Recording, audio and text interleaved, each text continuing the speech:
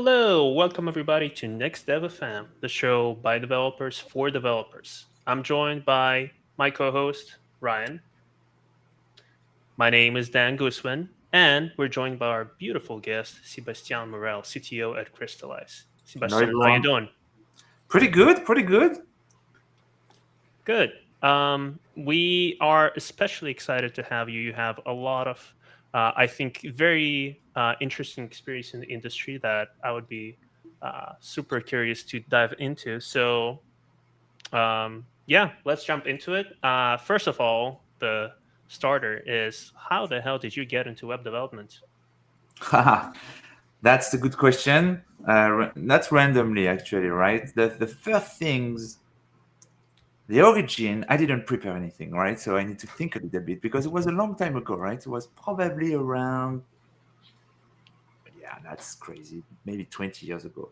First, Wow. yeah, yeah, of course, right? I'm like 83, still in the 80s.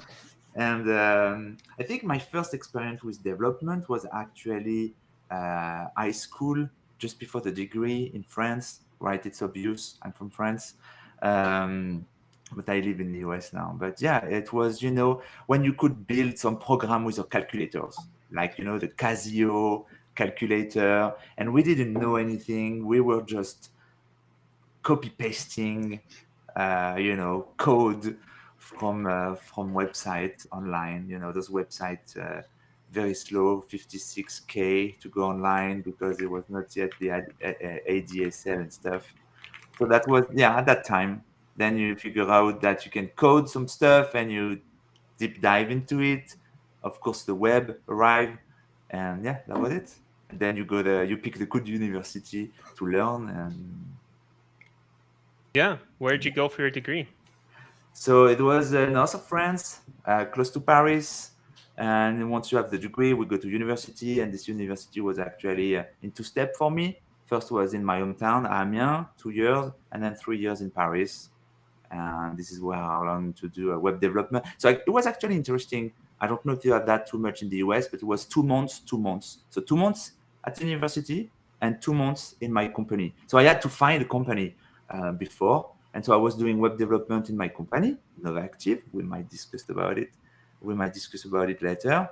And 2 months at university. So that So was it was so it was like an internship type thing where you would go and work yeah, there for yeah, like 2 months to yeah. kind of learn the experience and everything. 2 months. Yeah, 2 months, 2 months during 2 years. That's very cool. Yeah. So it was sysadmin, security, networking at school, and web development in the company. Awesome. I am very, very curious to hear from you what the climate for tech was in the France back then. I know nowadays we see a lot of very notable figures popping up from the French climate, and I'm curious what it was like then. So first, when I started, it was the PHP 3, right? So Yeah, well, a long time ago, we were actually that was kind of the beginning of the CMSs, the content management system. It yeah, was very early stage. I remember like Drupal was not there, was Typo 3, WordPress a little bit. We've got some French one like Spip, some other one like Easy Publish at that time. So it was very, very early stage. Uh, we were shipping to production using FTP, to old school stuff, right? So and yeah, development was very beginning of object-oriented programming, no Docker, But that yeah. was cool. That was different, right? It was different. But AWS was. I think I got an invite to Gmail, to be honest. So see, it was kind of cool. That Yeah. is cool. Yeah, those were worth more than gold back in the day. I wasn't around for that, but I've heard that Yes. those were those were those were very Yeah, rare. I yeah. have to say, if you haven't, I'm pretty sure the newer devs, like the modern day devs, they never really experienced FTP, SFTP pushing Yeah. to prod. I personally have because I did a lot of PHP work a couple years, maybe like 4 or 5 years ago, and I can relate to the FTP, SFTP pushing to prod, where you're transferring a bunch of files and then like it skips one file and you're like, oh no. And then it like doesn't completely push all of the correct files, and it's like, oh boy. So I can relate to that, and that was yeah, I can relate to that. Oh yeah, and not to mention that we would go to the data center to plug our own servers, right? So you would buy the server, you would install it at home. I mean, at home or at the company, and then we would go to the data center to put it in ourselves, right, and do your wiring and everything. Yeah. Another funny story is at that time, but I think it's like 2006 or 7. We were Wow. actually burning CD-ROMs with website on it.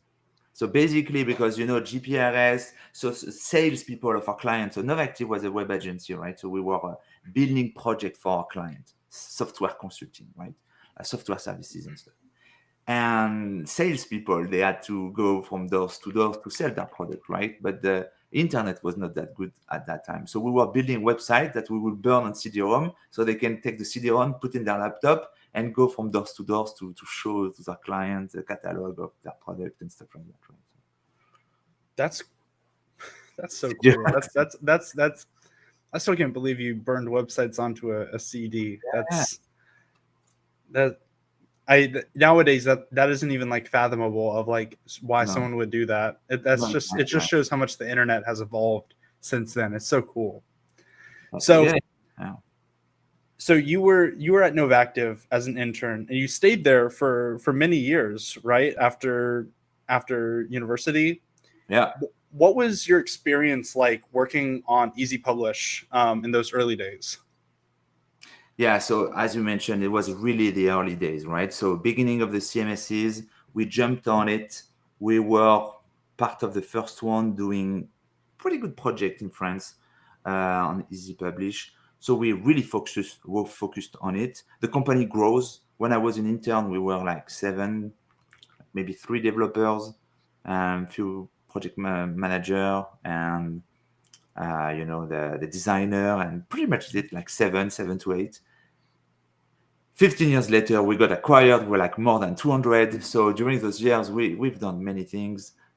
We got the opportunity to open different entity in different countries. So like Tunisia, Montreal, Canada, Montreal. We did many things, right? So, but yeah, CMSs was really the way for us because this is what the client wanted at that time. Government agency. Client, even for e-commerce, we were actually using CMSs, right? So you can get the content close to the product. Right. That's cool. Yeah. So then Easy Publish, you worked on that. That's like an open source like enterprise PHP content management solution. Dive more into that. Like, did you guys build that from the ground up, or what was your journey with that? Yeah, sure. So we were not using this one at the beginning, and of course, client, especially in government, they put you in competition with other agency, right? And at some point, they also got expert on the side. They're asking other companies that are expert into what's going on to pick the correct tool for their current use case. So we were at that situation where our own client was actually doing a competition, and they wanted to use this other tool that we didn't know. Easy Publish, right? So we had to deep dive into this tool to understand, to keep the client, because it was a big client. Right. So we actually, focused for 2 weeks to understand, and we built a very simple version of our client website using Easy Publish to be able to win that competition and keep the client. And that was key for Novactive, because then we kept this big client, and we become some kind of expert on Easy Publish, which become Easy Platform afterwards. Now it's Ibexa. But yeah, we were expert in France. We were not the only one, right? But it allows us to do so many different kind of projects. And also, it was not just about that, right? We really believe at that time that this CMS was kind of ahead of the competition because it was object-oriented. It was prepared for performances. We could scale. It was easy to install, etc., etc.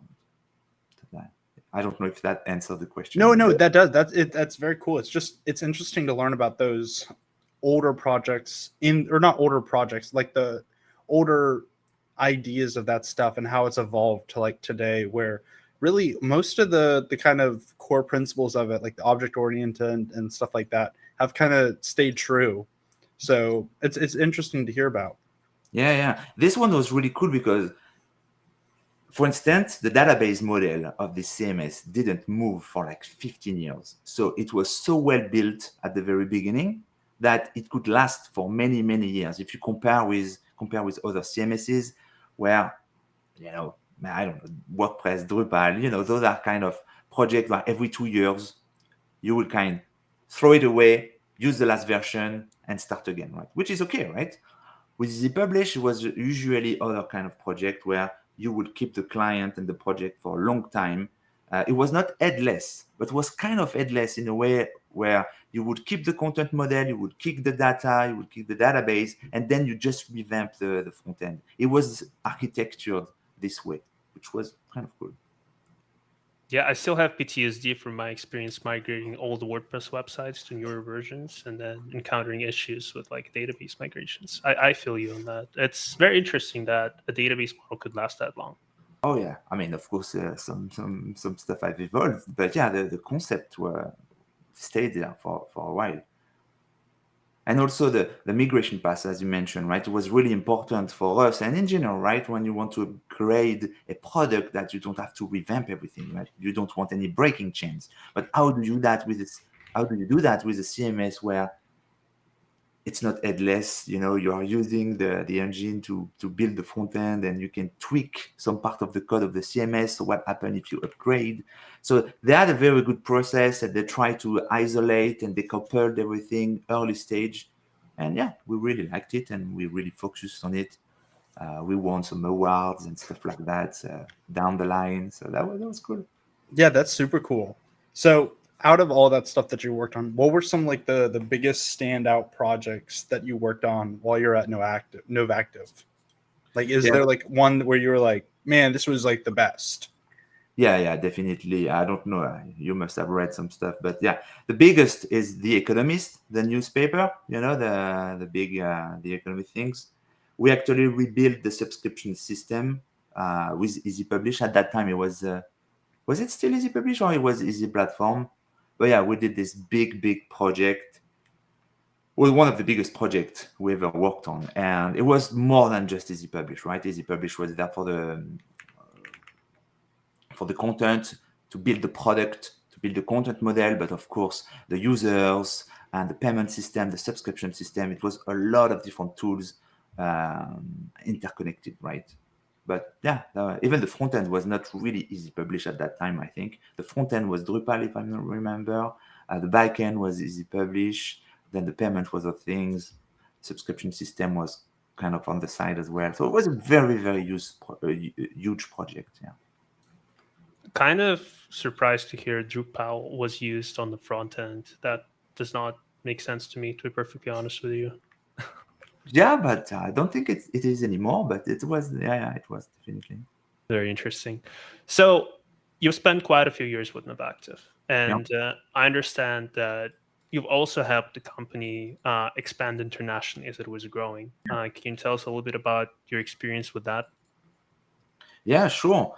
Well, at some point in those days, a lot of people were talking about offshore, right? Offshoring to be able to grow faster, because obviously the price are a little bit less expensive if you actually go to other countries, right? Especially from France, where you might know that taxes and stuff in France is kind of higher. I mean, California is pretty big as well, right? But anyway, so offshore. So we built the team in Tunisia at first. We ended up with like a team of 20, 25 developers there. And that was quite cool. A little bit hard as well to work with people, different culture, not exactly the same ways of doing things. It was cool for me because I was doing the back and forth. So every two months I would go there, do some kind of training to the team. Some people were coming as well.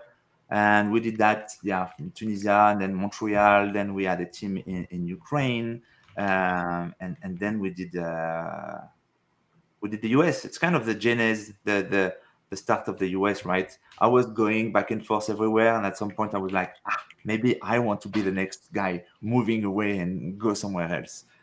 And this is how we ended up in San Francisco. I would be quite curious to hear about the San Francisco port specifically. I Right. mean, Yeah. No, that's what I was just about to say. I was like, that seems like you went all over the world and then just ended in one place. What's the?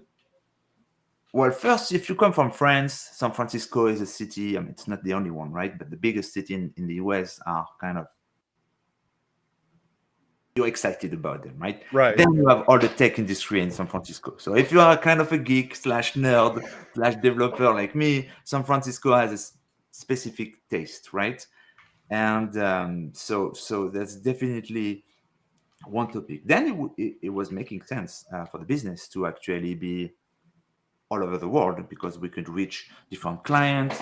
At that time, we were also doing hosting, so we would have the full worldwide time zone with people working. So business hour was like 24/7.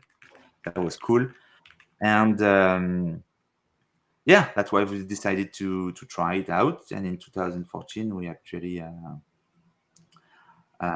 started the process to open the business in here, and try to get some new clients and everything. Also, the startup world is also something that was very interesting for me. Before COVID, it was even better than now, right? It was always startup competition, so many meetups, you would meet so many people pitching their idea. I think it's coming back, which is good. But yeah, that time for me was like really cool, because I did some startup in France as well. So that, all of this combined, it was like, okay, let's try something in San Francisco. So yeah, we did it. That's cool. That's wow. That's so is that when you moved to SF? Yeah, definitely. Yeah, exactly. So the process is never easy, right? But we've created the company in 2013. Then you do all the paperwork that needs to be done to open the entity. Then to you do the immigration process, so you can actually move from a country to another, right? And then you hire people. You try to get some new client. That was me. I was the CTO. I'm the tech guy, right? So it's never easy to find new clients. To be a sales, I'm not very good at being a sales. I think I'm pretty good at pre-sale, but being a sales guy, it's a full. Did you have to go out and, like, when you opened like the San Francisco branch, did you, as CTO, did you actually have to go out and find new clients, or did you just kind of have to like close the deals? I was half and half, and we had a very good partnership with Easy Publish, right? Because we were so good at doing projects with Easy Publish that it was a very good partnership, and we were getting clients from them. We were also trying to find clients by ourselves, by the word of mouth, by also answering competition, because you also have some company doing competition in the US, right? They want some systems, schools, or organism, whatever. They want to build a project, and they send some kind of requirement in the wild, and you can answer and try to be the best at answering, and then you get the new project, the project, right? So we were doing this, we were doing conferences. So I don't think it was really sales, kind of a mix between partnership and trying to show to potential client what you can do. And Right, just like proving the value of the company, essentially, right? So with the clients and stuff like that, how'd you move forward? So like once you got established and everything, how'd you move forward from that? Did you, because I have down here that you worked on rebuilding the Economist subscription system. Yeah. What made that particularly interesting? What was go into that? The scale of this project was insane. The fact also that we were not such a big team, And I think that the team at The Economist, all the stakeholders, they were more than the full company. I mean, the full team working on the project technically, right? So the scale was kind of huge. The number of users, the number of page views and visit, and everything we had to put in place to make it work was really huge. And this is where where it was really awesome. It was tiring. It was also, we were doing crazy hours to make it work. So we were working with a team in France, in Montreal, and in San Francisco at that time. Well, The time zones on that must have been horrible. I can't even. It's hard enough working in Florida and having to coordinate someone in SF, but having to coordinate all over the world on a single project. Well, I don't know what to think about this, right? It's like everything. You have good and bads. And because we were San Francisco, Paris, and Montreal, the project management was actually in Montreal, right in the middle. And I think, if I remember well, the team in France, they were doing the front end kind of things, as well as the Montreal team. And then in San Francisco, we were doing a little bit more of the back end. Then, stuff are progressing while you sleep. You wake up, you have new UI and stuff. You can build the back end and vice versa, right? So if you find a reason, it could be a very big advantage actually. But yes, you can easily lose a day, right? Like if someone is blocked. So yeah, it's like everything, right? Especially with 9 hours, even today, right? Before to go to bed, I will open Slack and see if I can unblock someone. It will save one day, most likely, right? So Right, because that one block could push the team back like a day or more, just because the whole time zone mess up and stuff like that. So more on the relocation aspect, what was it like to personally and like professionally relocate to the US and then become like a global CTO? What was that like? to be honest, it didn't change so much because I knew the team already, right? It's not like I was joining a company. It was already my team. I just moved and got those 9 hours difference. Not that, and actually with Montreal, it was kind of okay. It was less different, right? It's only 3 hours. So with Montreal, it was less different than before when I was in France. So to be honest, it didn't change so much. It was okay. We were already ready. We were already using Slack, pretty well organized with Slack, different channel. We had a project management system. I think it was called Easy Run Mind. So we were already set up in a way that we could work remotely with different entities. So it didn't change too much, to be honest. No. I see. So, quite curious again on the idea of moving to US. I imagine it's quite a different atmosphere in terms of like how people operate in tech space here. Were there any significant mindset workflow shifts you had to move? Maybe cultural misalignments when interacting with American professionals? Well, not so much. The one thing that I could see as a web agency is it was way harder to find clients in here because in the US, maybe especially in the Silicon Valley in California, right? Or maybe that's a US thing, but people want to get the IP internally. They prefer to have the IP in the company, so they would prefer to hire someone to do the job rather than engaging with an agency, and then you get the job done, but you don't really have the IP. So I think it's a big difference. I think in France, a lot of people, a lot of company, they want to rely on an agency because if they lose their developer, the agency probably has a backup, right? Because that's part of the package that you provide at an agency. If the developer is leaving, somehow you have kind of shadow people or you have a backup, right? You can continue the project. I think this is a big difference in terms of people and developers and cultural. I must say that I'm not even sure that I remember, right? It's 11 years ago. And no, for me, it was, I mean, the meetup stuff was really, really huge. Yeah, you could eat every day for free and get dressed because you could get t-shirt and socks and everything every day somewhere in the city. So that was quite interesting.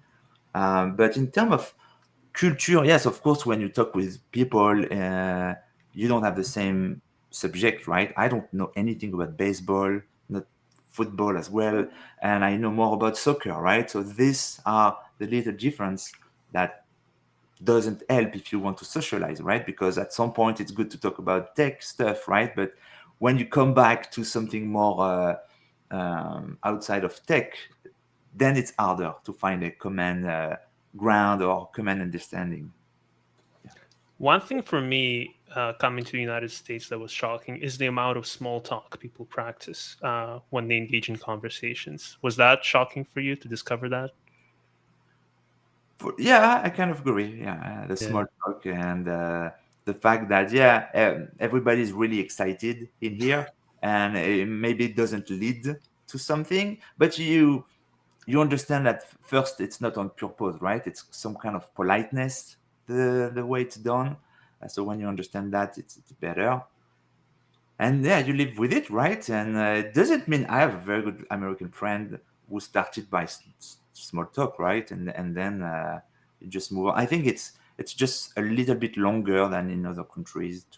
In France, you would not do small talk. You would not force yourself to small talk, right? Here, it's kind of a politeness kind of things. But if you go over, right? That's interesting. I never knew that it was like in other countries or like over there. It's like small talk wasn't a thing, because from being the South, you better be good at small talk, because if you're waiting in line to get a haircut or at a restaurant, I hit up small talk at every place, just because it passes the time and stuff like that, and it's good to interact with other people, and I find it fun. But Oh yeah. I think it's definitely fun, and I think now I would do it definitely for sure.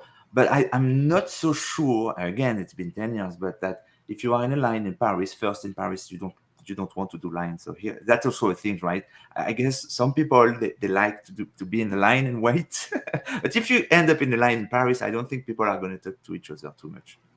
But again, maybe it has changed. right, so after Novactive, what No. was next in your plan for the career? Because I know you have co-founding experience, co-founding stuff. So what was after Novactive? That was during Novactive, actually. So it was at the same times. So we did some startup project. One was Fiddle, and this was quite successful. It was this client who came to us and said, "Oh, I want to do this app. I've seen it in the US. We were back in France. So now we're back in 2010, and he comes to us. I want to digitalize the loyalty card. So you have like the loyalty card for, I don't know, McDonald's or whatever, and you put it in your phone. And when you go to Sephora, instead of showing the loyalty card, you show your phone. We generate the code, the barcode, and then you can throw away all the physical card that you have, right? Right. And very good idea. The CEO of Novactive like really loved the idea as well. And we ended up saying, hey, okay, let's do that on the side with the company and a little bit of, share between us. At that time, I was young. I didn't have a lot in the company. But yeah, we built this and it was really successful. We hit the top 10 of the lifestyle section in the App Store with no marketing, nothing. We just shipped the app. And at that time, it's not possible anymore to be in the top of the App Store doing nothing, right? But back in 2010, if you have the good idea, it was in this time where every morning you would wake up and open your phone and check the App Store. What's new? What are the new app? Today, it's always the same app, right? But before, it was different. And yeah, the lifestyle section in France, top 10. So we won a bunch of startup competition. It was my first experience with startup, right? And we didn't get crazy rich, right? Or rich at all, but it was a good experience to talk with investor, to be in those meetings, and that was cool. And also, That's super cool, because I have here that it hit 25,000 downloads per day. With no marketing, that's unknown. That's impossible in like today's standards. Oh no. But once you are on top, at the top of the App Store at that time, people would download it and try it. And we were the only one. And then we experienced the full thing, right? Then another company with more money hit the store as well, and they got better than us. They went faster than us, and at the end they acquired Fiddle, right? So now it's part of the same group. So this app is still running, but it's part of an ecosystem of app focus on all those loyalty, card and point and everything. But that was a good experience. Yeah. Awesome. Really curious to hear what was the process like. You were running this in parallel with your engagement Yeah. of Active, Yeah. and what was your contribution to this Fiddle app success? I did the mobile app in the backend. Oh, So okay. What was I, the tech stack? it was Objective C, iOS version 3, and 3 or 4. No, I think it was 3. Backend was Easy Publish. Everything was still on, I think it was AWS. AWS or OVH, but I don't think you guys know about OVH. Yeah, you know about, yeah, I I do. have all of my stuff hosted on OVH. Actually, yeah. I'm a See? big OVH advocate. Yeah. So I think that was, one AWS or OVH. Yeah, that's pretty much it. Huh? Nothing fancy. I mean, that's fancy. So yeah, Easy Publish, so PHP backend. I have heard horror stories about early days Objective C and getting into app development. Was it really that hard to get into? And was it documentation really poor from what I heard? Was it accurate? No, I would not say documentation, right? This is the Apple documentation, right? So Yeah. I would not say it was bad. The documentation. This is not my first thing that comes to my mind. What comes to my mind when I think about Objective C, it's like the memory management, the release and retain. So, but if you get it, you get it. But then it was this IDE, right? It was Xcode to code, and then you have another one. It was another app, right? Called Interface Builder. So it's like you had two Like apps, two apps at once. and you could connect the app with the code. So you had to right click on a UI component, drag and drop the click to attach it to a variable. That is what I remember was kind of cool, fun, That's weird. like two separate applications. Yeah, and then you drag and drop to the code, to the variable to connect the UI and the variable. Like, That's really impressive. Like for it was old school. that Yeah, is cool. yeah. I think you still have to have an Apple computer in order to build Apple mobile applications, right? I am pretty because you have to have Xcode and you have to have a Mac to run Xcode, especially to grab all like the SDKs and stuff like that from Apple. So It would depend. Right? If you use, for instance, React Native, you can use Expo, the Expo framework. true. Then they build it for you on their SaaS platform, right? So, but yes, if you want to ship it on your phone, you will have to install Xcode. You will have to have a Mac. Yes, yeah. Yeah, Well, but you weren't using React Native, right? So At that that's time, no, it was a Cordova, PhoneGap, all those things. Were you rolling a Macintosh machine already, or did you make the switch to get this project done? I think I was already on macOS. Yeah. Okay, that makes sense. Rolling a MacBook. Because Yeah, technically exactly. now we want a UX in Unix system, right? And back in those days, Microsoft and Windows, we didn't have any. It's not like today. I don't even know what it's called, but I think you have a Linux machine now on Windows. So it might be a little bit easier to do SSH and stuff, right? Which you do a lot if you are in tech, right? So that's why probably Mac was the obvious choice, or Linux. But I think, right. yeah, if you want Yep. a little bit of UI, little bit of terminal Unix system, Mac is the best of the two worlds. But Docker, for instance, for a long time, Docker was pretty shitty on macOS, right? Oh, really? Oh I did yeah, not know that. Because it wasn't like the Docker desktop app, like it didn't exist yet, or it was a very, very early preview version, and the engine would always crash. I remember that because I was always trying to build stuff with it. And well, granted, I had a Hackintosh, so already performance was already probably dead. But when I would try to build anything with like a Docker build, it would just constantly fail like every single time. Yeah, and the main problem was the sharing, the file system sharing. In Docker you can mount a folder on the host, right? On Linux is very fast because the Docker, the daemon, the Docker daemon is running on the host, the Linux host, right? On macOS, the Docker daemon was running somewhere else, and the file sharing between the virtual machine that was running Docker and the host, that was not well done at all, and that was very slow. And at the very beginning, it was kind of shit. Maybe I should go back to Linux to have a faster Docker. Yeah.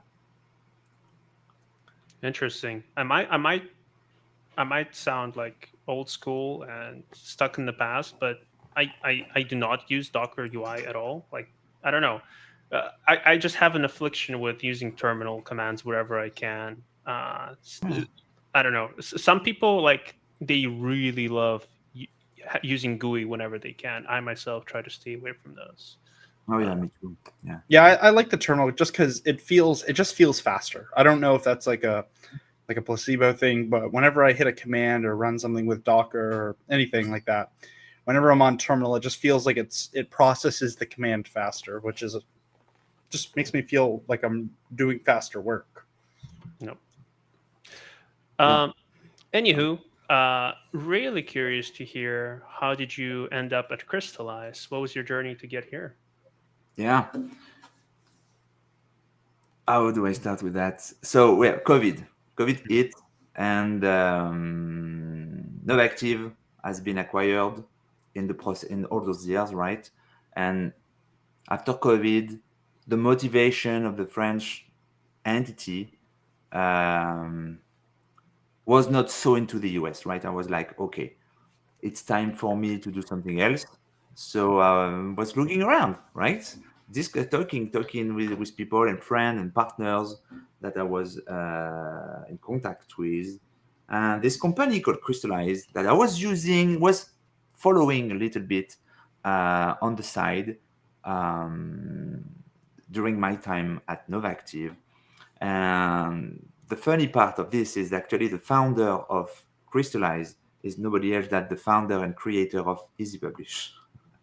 So boom, the dots connect, right? So Interesting. I knew this guy from a long time. We discussed. I and after the Economist, the e-commerce world for me. I mean, I love e-commerce project, right? Because it connects the real world and the digital world, right? Because even though everything is online, at the end, when the order has been paid, someone has to go to the warehouse, get the product, and maybe it got stolen, maybe it gets broken, maybe it gets returned, and where is it returned?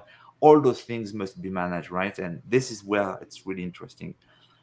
So yeah, then usual process. You discuss, you meet the team, and you make the move to join the startup, right? So this is the journey to join Crystallize, and it's been almost 3 years, 3 years and a half. Wow. So while at Crystallize, what's been mostly like your current focus of like what you're doing? Like, are you more on like higher up on like teams and stuff like that, or are you actually like in the weeds of like the architecture and the actual like design of the low level stuff? We're not a big team, so we do a lot of things. A lot of things. We are still a startup. So yeah, you pre-sales, team management, of course, but also coding. I really love still to code, right? So we are shipping features, testing, managing the client, pre-sales, support. We do it's startup mode, right? So we do a little bit of everything, and the team is awesome. We are shipping a lot of things. We are shipping a lot of features, and yeah, it's been quite a journey. The time difference is a little bit more complex than with Novactive because it's only Europe and US, so it's nobody in the middle, at least nobody in the middle yet. But yeah, no, so far so good, and everything's growing. The team, the clients, the database of clients. So yeah, nothing, nothing bad or good, all good. Just more client would be nice, but yeah, you know. Yeah. I I can see why a person who worked on building a fully fledged CMS in the enterprise sector would join a company specializing in sales, e-commerce, etc. But still, I imagine that's a bit of a pivot for you. Any major lessons or learnings from that experience, changing industries? Yeah, industries and tech stack, right? Before I was doing Symfony, great framework, PHP, right? And then you Mhm. move to another company, and all of a sudden you do TypeScript, Node, everything's different, right? I mean, and that's my point. Everything's different, but is it? I don't think it is so much different, right? Because if you look at it, um, not to mention that, but PHP was kind of typed, right? Nothing compared to TypeScript, right? It's way better in TypeScript, but still, changing stack should not be something that you should be afraid of, right? Because it's okay if you are a developer, if you know the web, whether it is TypeScript, PHP, even Java or whatever you want, right? You're gonna make it happen, right? That's okay. It's not about the tech. It's about architecture, knowing what is the web, knowing HTTP. One thing that I always ask when I do interview is, can you explain HTTP? Can you explain how it's working? And if the answer is correct, okay, how about HTTPS? What's the difference? What the interaction, certificate and everything.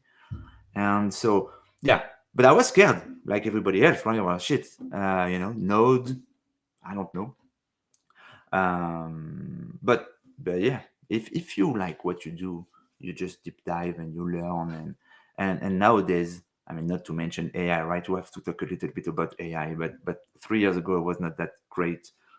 But now it's so easy to find documentation. It's so easy to try out things, to learn by yourself, that if you want to, you can, right? It's just a matter of getting I think what is hard for the new developers right now is to get the first professional experience. Right. Yeah. Yeah, and even with the advent of AI, it more so is even just you need to know how the architecture of like coding in general works, how the program is processed, how the flow of the because you don't really need to know syntax as much because AI kind of knows the syntax. You really need to know how business rules work and how the functionality of these core principles work, like what you said. And because like if you know only syntax, if you only know Java syntax, and then you jump to a new company and they don't use Java, they use like Symfony or PHP or I don't know, something like that, and you don't know the underlying like core coding principles, then it's kind of like you're in an awkward position because you know one language really really well, but you don't know the step up of abstraction of like the second layer. So, but I think that's a very important thing to kind of have. The Like you basics. want to know the underlying stuff. Yeah, you want the basics. You want to know the foundation, right? This is the most important, right? And before it was not so different, right? Some people would go to Stack Overflow and copy paste. Now, just the process is way simpler now. You can vibe code, but but it's not so different, right? Yeah, and I mean, in my experience at least, historically generalists have always excelled more than others in this industry, and people who understand programming more than coding, whatever you want to call it, right, is people who have succeeded in my experience. People who succeeded in which way, right? People who are shipping stuff. I think most important is to ship stuff, even if it's not your main job. Everything that I learn, usually it's less and less true with Crystallize, because as a startup we kind of want to innovate, so we are trying new stuff. We are using Cloudflare, we're using some cool stuff. But before, in the web agency, if I wanted to learn something new, I would not risk it on a client project. So you need a side project, a real things, not just doing an hello world, right? It's something small where you want to progress, and then you start to use crazy new technology so you can learn them, right? That's definitely, to me at least, the way. And it's hard at the beginning, right? Because you say, okay, I want to do that. You have a really good idea. I want to ship it tomorrow, right? But then if you force yourself to try another tech, you will struggle at first, but pretty quickly you get it done, and then you've learned something new that you will probably reuse at work. And this is where you stay ahead of the competition, right? And not that is a competition in your own company, but the more you learn, the more ready you will be when someone is going to bring a new tech somewhere, right? Right, because the tech is always going to be evolving and everything like that. There's always going to be a new tech stack that's always going to be dropping something, and it's always going to be a complete breaking change that's going to fundamentally change the industry. So you've always got to be in that learning mindset, especially in this type of culture. And this is, if we look back to San Francisco, this is what is kind of cool in this city, right? And also other cities, but where the tech is kind of present, it's like you're going to meet people who are trying something, and that's going to be the topic of discussion of maybe 50% of the people, right? Which might be annoying for some, but if you like it, it's kind of cool. I don't know. For me, I love every second of it. I recently moved here to the area, and it's constantly conversations about new projects and new ideas and new initiatives and experiments. And I don't know. It's crazy how you can just walk into a random cafe and strike up a conversation with a stranger, and they'll likely be a programmer. I don't know. I love it. So I'm quite curious to hear your opinion on investing time into adopting new technologies. So we talked a bit about you shifting from PHP Symfony to Node.js, TypeScript, and whatnot.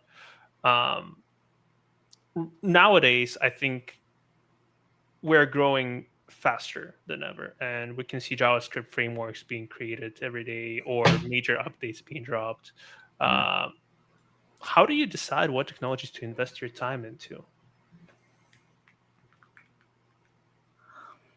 Well, if I have the perfect answer on that one, that would be awesome. I think first you need to understand the tech, right? So understand, not that you need to know everything, but you need to at least grasp where they are, what is the main topic. Why are we talking about this tech versus another tech? Like, let's take an example. Something that I didn't do a lot before, that I do a lot now with Crystallize, is staying up to date about all the front-end framework, like the backend for front-end framework, like Astro, Next, Remix, Svelte, Stacks, and everything, right?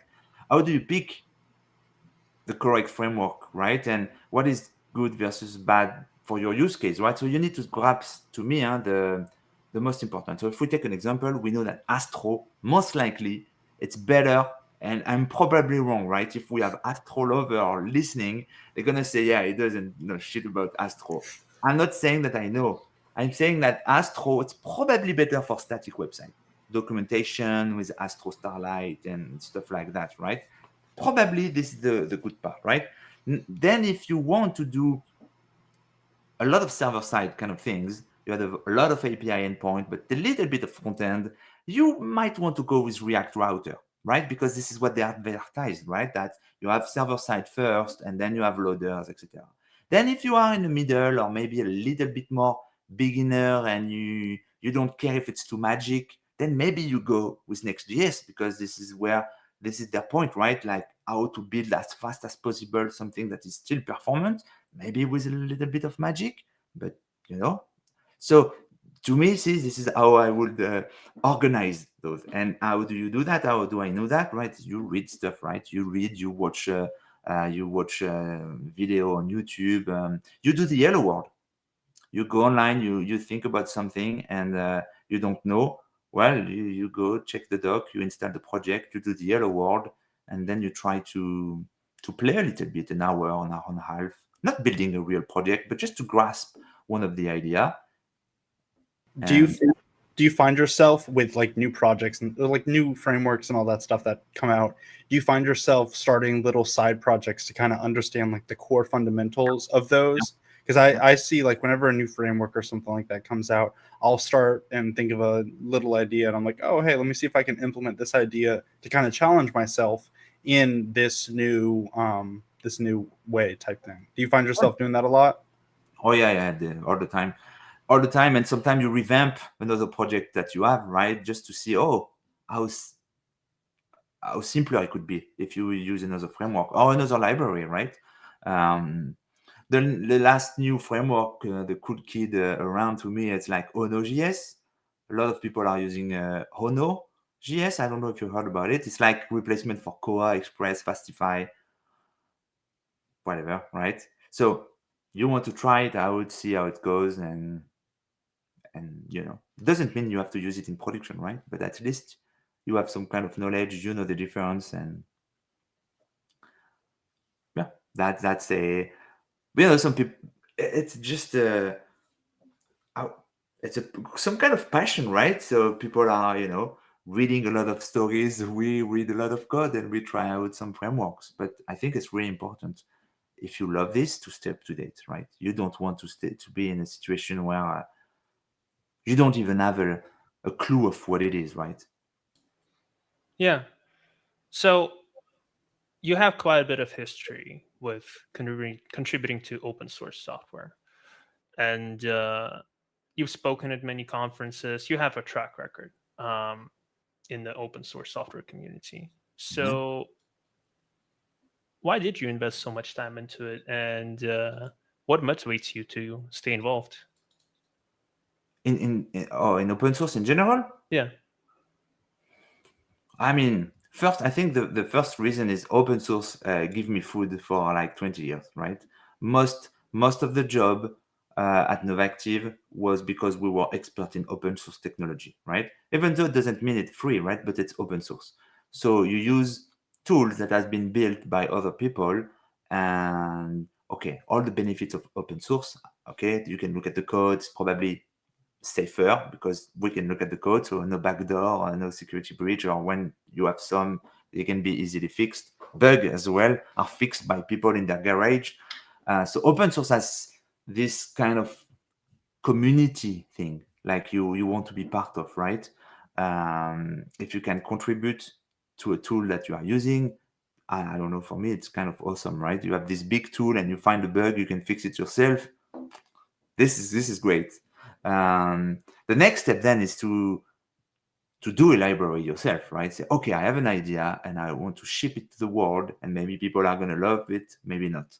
And that's not so easy, right? Because then it's a challenge as well. To me, it's like a side project, because then you ship your code as an open source bundle, extension, whatever it is. You kind of have to be proud of it, right? You're not going to ship an open source library that you are not proud of it, where the code is not clean, where there is no documentation, where it's bugged, right? So it takes time if you want to do it and do it right. And we did a lot of things open source in the previous company. We do it in Crystallize as well, because we want to accelerate people using our own product. So we have open source library.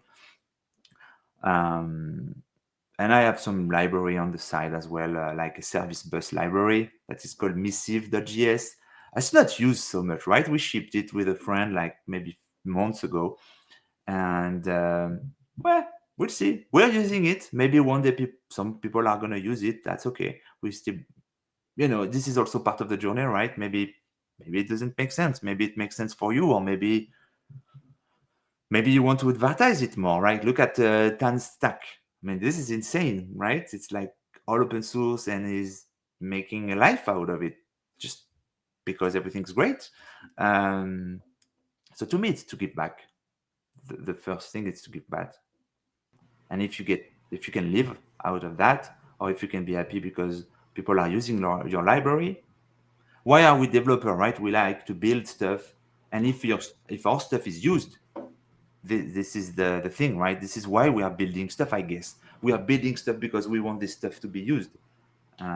Same for open source. If your library is used, you're happy, I guess. At least for me. Right. No, yeah. So obviously you've done a lot of stuff in that developer journey. Who have you had like a mentor, or like someone who's been like really, really influential in like your journey with that? Or Who's been there to inspire you? In general, for development, I would mention Fabien Potentier, right, the founder of Symfony. Definitely, the guy is maybe a little bit less now, but it was contributing a lot. Everything in Symfony is like open source. They respect the standard, so when you play with it, you learn the web. And I met the guy many times. So yeah, definitely Fabien would be a not a mentor per se, because we didn't work together, but like it's a figure that you look and you say, oh shit, it did so many things, great things. Every time he was doing something was, and still true, right? Was good. Um, so yeah, I will say him. Then of course you meet people at your place of work, right? I have some people that I met that was really cool. Olivier, I mean, some people, the first person who explained to me how CSS float left and float right was working. I'm a backend guy, right? So front-end is not my best things, but I still remember this guy, very nice, explaining the CSS to me and being on top of every new CSS. Because at that time, it was Internet Explorer 6. Then you had to know like all the browser, because you had to cheat them all. It was insane. So yeah, some people like that, of course. Yeah. Not so Yeah, we're definitely spoiled nowadays, where basically CSS is pretty standard for all browsers, with a little bit of specification here and there. But I remember when it was like one thing that worked on Firefox would just completely break on like IE, and then the other thing would, it was just we're spoiled nowadays. Now all we have to worry about is like hydration errors. Yeah, exactly. Yeah. And performance a little bit, because people are doing crazy. So, as long as it looks pretty, you can kind of shove off performance. No. I don't know what that one. But to answer the question, I think people who are sharing are probably the people who are the example, right? If you share, it's probably because most likely, right? At least it's not that you know the truth, but you have one truth. If you share it, people get it or they don't get it, but at least they have something. They have the stuff that you've shared, right? So I think it's a good thing. That's why I do, like, when I can, like, a talk in a conference or something like that. You find a good topic, you share it, and you see how it goes. Yeah. So, have you gotten the chance to mentor anybody? And what would be your advice to developers in today's age of AI? Yeah, I mean, to mentor, I mean, that's part of my job, right? Day-to-day job at Novactive. You get intern, you train them, you try. One part of the CTO is to make sure that the team will grow and where the team will get up to date, to stay ahead of the competition. So and it's not that you train them because you can train themselves, right? But you are here to advertise the new stuff, to try to push a little bit the boundaries of which tech should we use, how to innovate, and make them comfortable in the risky choice. These kind of things. Like, not everyone in the team, because you have good person even better than you in teams, right? But for the younger people, my advice is what we were saying earlier. You need to know the basics. To me, if you don't know the basics, then you are not able to debug. You are not going to be able to deep dive, to debug, to understand, right? How many people cannot go further into a bug, cannot go deep down into a bug? To me, a bug is always fixable, just a matter of time, right? Some people are faster than others, but everyone should be able to debug a bug. You need the process, you need to know the basics to be able to go deep down and figure this out. So to me, yeah, basics. You need the basics. And then AI goes, to me, AI, it's the same, right? If you have the basics, you can use AI to accelerate your job, right? And I use it every day to not to code really, but to ask questions like, okay, I want to build this.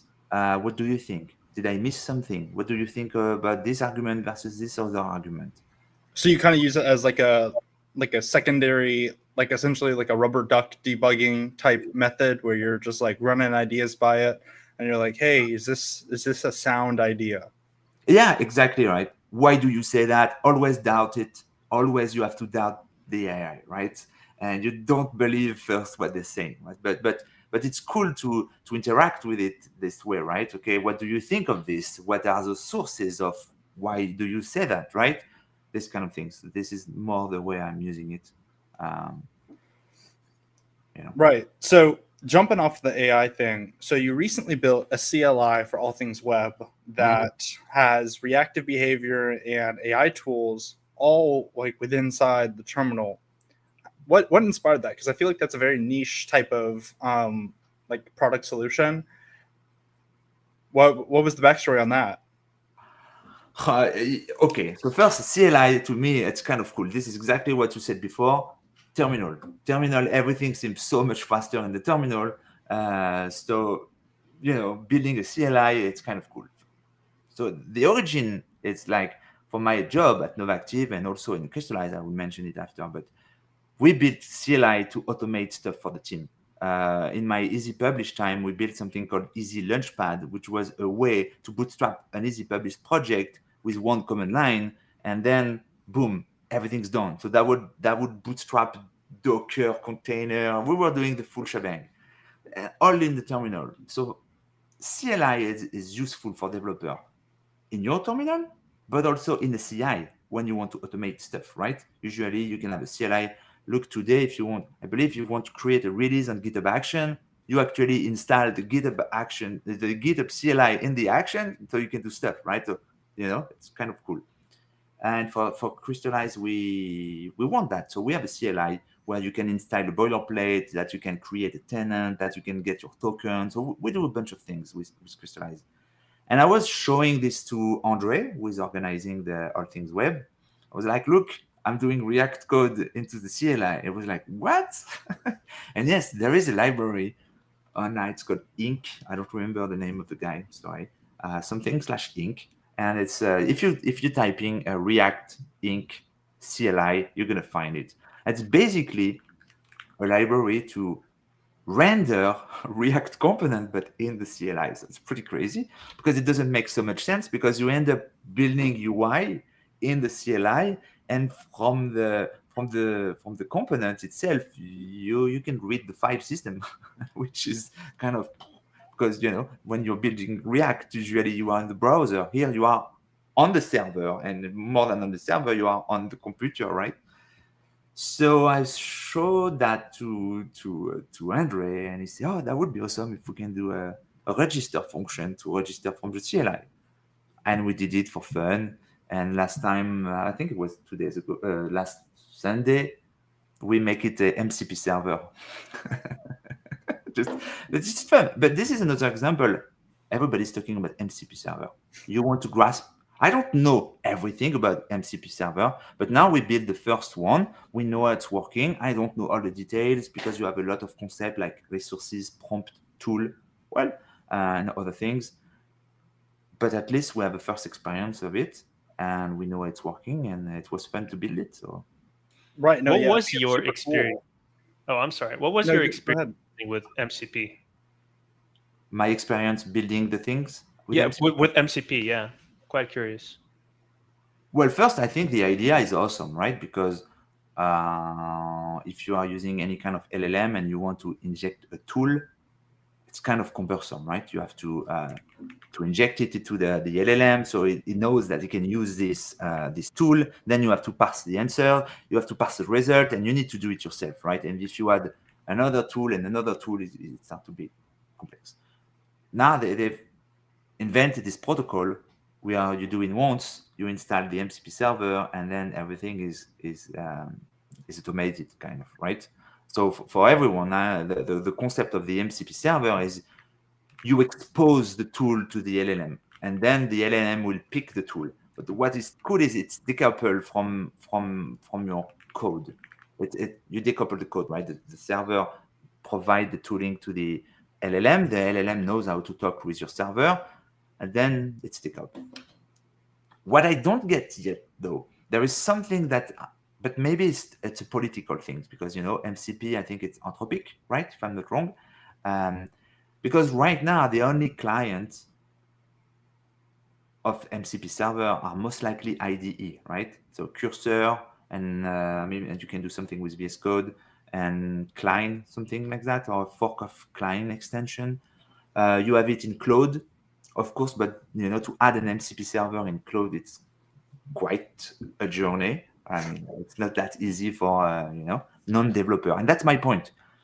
To me, and maybe I get it wrong, but if MCP are there to enable LLM so they can do whatever we want them to do, then it should be easy to install for anyone, not just for Right. developer, right? So I would love to be able to add it in ChatGPT like in 2 clicks. Then people will start to build their own MCP server online to do whatever we want.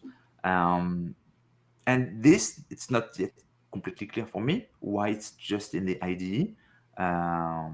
But I think one day this protocol or another would be probably integrated in all the client, right? Not just Anthropic or Claude. Yeah, and the other day, I think Sam posted that they'll be doubling down on adopting MCP and building around that in their own solutions moving forward. Yeah. So they could become a business, right? You have a new startup, you are providing MCP tool that you can plug to your own LLM, right? So that makes sense to me. It's interesting. It's the next stage of an API. You don't Right. provide an API, but now it's one more thing that's tool. And It's the type-aware API type, almost essentially, where the AI agent or the AI itself knows exactly what the values should be. So exactly. I think it's yeah. And this is quite impressive because just for a quick story, I don't know how long do we have, but we wanted to do the MCP server to register to a meetup, right? So we had two tools, listing the event and registering to the event. So first, what is impressive is the LLM kind of understand by itself which tool to use, just based on the description. We all know kind of how it's working, but it's quite impressive to see it work. And then we were like, okay, is it going to remember the event ID when it will call the second tool to register, right? So we built it to see if it was working, and yes, it's working. So we have one tool, get event, another tool, register by event ID, if I simplify. And that's the only thing we had to do. The LLM remember the event ID. So we can say, okay, I want to register on an hackathon in San Francisco. It will know to do get event. Within the list of events, it will filter only by name, hackathon and something. Then you pick like, okay, I want the hackathon at Sentry. Okay, I will register for you. What's your email? You provide the email and it remembers the event of the hackathon at Sentry and do the call to the register tool, right? But yeah, it's super cool with the contextual understanding, because I was working on an app with that called Aegis, where it was like a task affirmation app where basically you would put in a task and it would text you and be like, hey, have you done this task? And you're like, yes, I did. It would be like, hey, snap a photo for proof. And the way that kind of worked on the back end is when you sent the photo, it would provide the task ID, and it could also let the AI look up other tasks.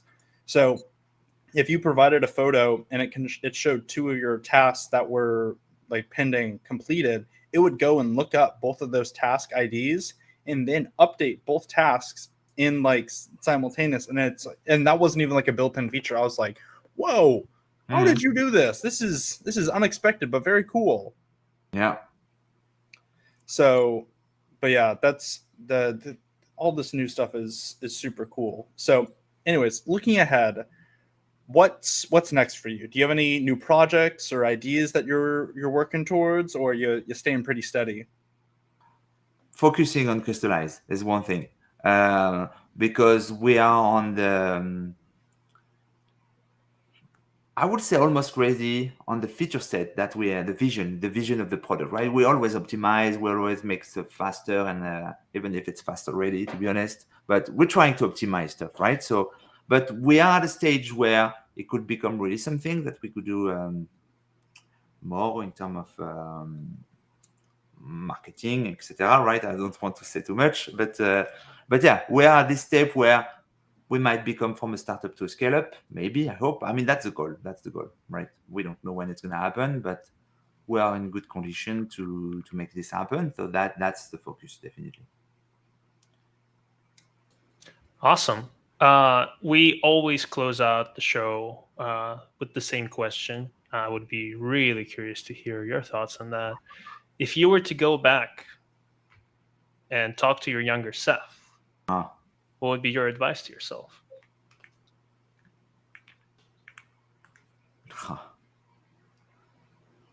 Don't change. No, I'm kidding. I don't know. No, I don't know.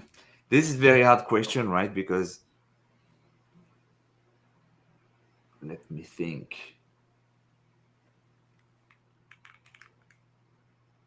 Maybe don't stress too much, because you might not, the stress is something internal, right? So it might not be visible. It might, we all, manage it differently. But I think, yeah, this one, don't stress too much. That's going to be okay. That's going to be okay. Just do you, you know. Yeah, that would be this, I think. Nothing Yeah. crazy, right? No, I mean, there is nothing and nothing crazy because there is no moment in my life where, I made a crazy decision that has changed completely my life, right? So, Yeah, and yeah, I got nothing else to say. Yeah, I think that's and- great and- because it just shows that you're proud of everything that you've done in life, and you've done a really good job of affirming and everything like that. So, yeah, I think that's great. I think that sums it up perfectly. yeah. And some people say, yeah, would you want to go back at a certain time? The more you get older, you guys are, like 15 or something, so you don't ask this question. But some people asking you this question, like, okay, would you go back at this age or this other age? And I would not, right? That's the cool part, right? I mean, like, Not even to buy Nvidia stock. yeah, maybe, yeah, that's for sure, yeah. You could be a trillionaire if you went back Or to that. mining Bitcoin. I mean, at that Oh, time, true. they would have been so easy if you had the knowledge of not how to mine, but just the presence, the understanding of shit. Yeah. But that's okay. That's life, right? This is not so different as okay. I should invest in the market, as you mentioned. Right. Well, it has been a pleasure having you on here, and Same. I for one have learned a bunch of stuff, especially about the older days of web development. And yeah, it's been a pleasure, man. And thanks for coming on. Anytime. See you soon, Dan. I'm sure.